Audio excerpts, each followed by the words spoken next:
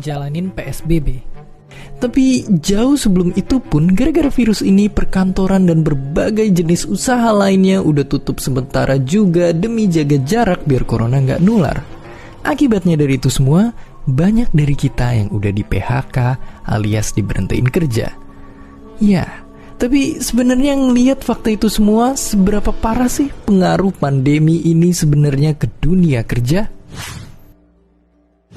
Jadi singkatnya, pandemi corona tentunya berpengaruh banget. Beberapa waktu lalu aja pemerintah udah nyatet jutaan orang yang kerja kantorannya diberhentiin bahkan sampai di PHK. Ya, saking banyaknya orang-orang ini sebenarnya bisa aja kalau mau bikin negara sendiri karena jumlahnya juga udah sebanyak penduduk Jamaika.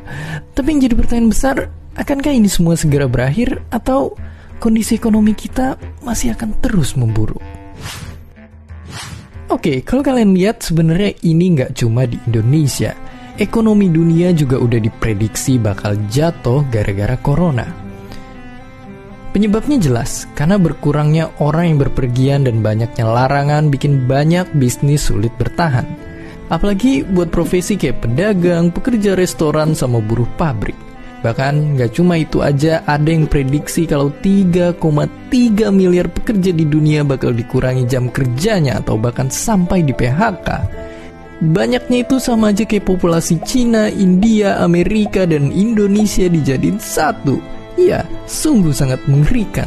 Tapi sekali lagi, kalau gitu gimana caranya biar kita bisa bertahan di dunia yang lagi krisis keuangan kayak gini? Pendeknya, yang paling penting sewaktu krisis ekonomi adalah punya uang pegangan. Makanya lembaga jaminan sosial pemerintah juga tetap akan ngejamin orang-orang yang kena PHK bisa nerima manfaat program dana jaminan hari tua mereka. Dan sekarang pun karena kondisinya gini, dapetinnya pun udah bisa online biar tetap nerapin physical distancing. Buat perbandingan, di tahun lalu aja ada lebih dari 2 juta orang yang udah nerima manfaat program dana jaminan ini. Sampai jumlahnya pun gak kira-kira, melebihi 26 triliun rupiah. Ini banyak banget, karena bayangin duit sebanyak itu setara sama biaya ngeluncurin 26 roket keluar angkasa. Ini karena pengembangan bunga dana jaminan hari tua ini juga lebih gede daripada bunga deposito bank minimum. Ya, jadi kalau disederhanain, buat mereka yang jalan karirnya baru aja diputus, dana ini bisa jadi jembatan buat pegangan mereka untuk ngelanjutin perjalanan. Dan mungkin sekarang banyak banget dari kita lagi diterpa malapetaka gara-gara ekonomi negara dan dunia yang labil kayak anak remaja. Kondisi keuangan semua menurun drastis. Tapi itu semua artinya nggak berakhir di sini. Untuk kita, para ahli memprediksi kalau di tahun 2021, Asia Tenggara termasuk Indonesia bakalan jadi negara yang pertumbuhan ekonominya bakalan melesat.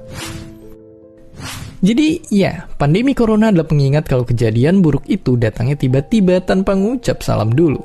Gak ada seorang pun yang udah memperkirakan kalau keuangan mereka akan terhambat gara-gara corona yang akan mewabah. Makanya yang mesti kita siapin buat kedepannya adalah siap-siap. Menyiapkan skill baru untuk adaptasi dunia setelah corona dan menyiapkan persediaan